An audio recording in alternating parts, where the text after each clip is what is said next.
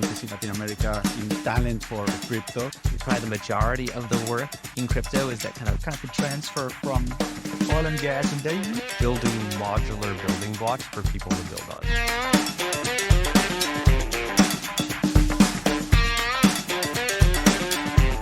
Hey everyone, thank you so much for joining the Behind the Company Lines podcast.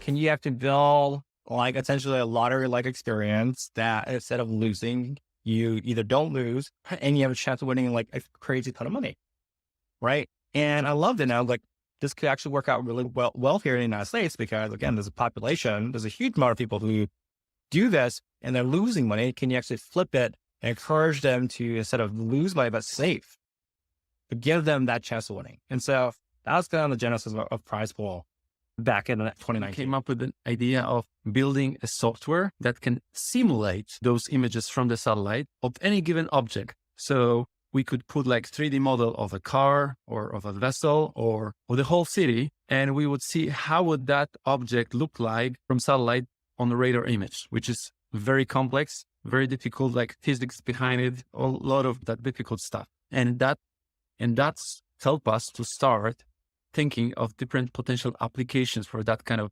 capability. I think just the maturity on the product side to know like you do need that customer feedback early. And if you don't get that right away, you are going to be, unless you're Steve Jobs, at the whim of literally just doing it wrong. And you got to rebuild and move back and forth. And that's a painful process too. So I think just learning a little bit more to trust that the people you're going to sell to are the ultimate people that should help define the characteristics of that product. Curiosity, to be very honest. I have the tendency of just sticking my nose to find things out and not stopping until I find it, like I am able to figure it out. And if you're a computer science major, that's actually one of the things you need in debugging.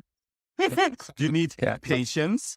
And last but not the least, you need to have like an open mind when you actually figure it out. But that open mind speaks to maybe my idea is not the best, or what I was thinking is not the best, and this is the best thing to be. Say Geowox has the main goal to digitize this evaluation process by making property evaluation simply, fast, and right. Because right now, the process is not very efficient. There are many stakeholders involved, but not able to communicate well what's going on in the process. And this basically has a huge impact in terms of turnaround, how fast can you convert an application, and it's a very competitive market. People who really have health challenges right now really struggle to get access, not only to kind of medical procedures and things, but a lot of the social determinant related things that are critical to health, which is access to good nutrition. It could be access to engagement to reduce isolation and loneliness is a real big challenge in the world we're in terms of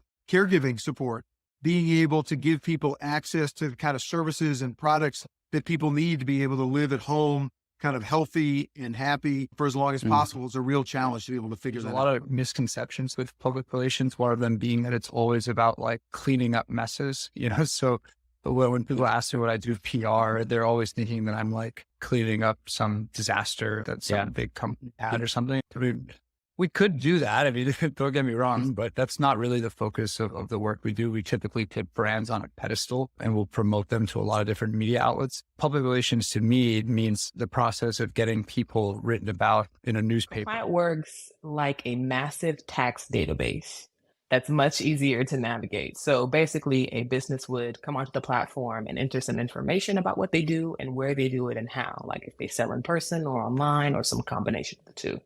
And so then our system will use that information to return back to them all of the tax types that would apply to them based on what they do. And then we calendar out those deadlines for them across the year. So that's like step one. If a blockchain doesn't have nodes, then it can't be healthy. And the reason that's the case is that for a blockchain to work, keep the shared data to be updated and in sync and with good value, good data, not bad data. Someone needs to be updating it. And the work of updating everyone's copy of the database in a proof of stake blockchain is done by these nodes. And these nodes are rewarded for doing the work of updating everyone's copy of the database, keeping the network secure and validating good transactions. Everything that we're doing right now, or everything that I'm doing right now, at least is pretty new to me. Like everything, there's nothing that I'm doing where I'm like, oh, I know how to do this 100%. Like I'm super confident in it. And I think that's a good thing in general. If you're not challenging yourself, trying new things, you're just going to be stagnating, and that's not a healthy way to live your life. Everything I've learned so much about business side of things, fundraising, working with lawyers and marketing teams, all that stuff. I'm a coder at heart. I'm an engineer at heart. And so all this stuff is a huge learning experience, but it's been a blast. I'm having a great time.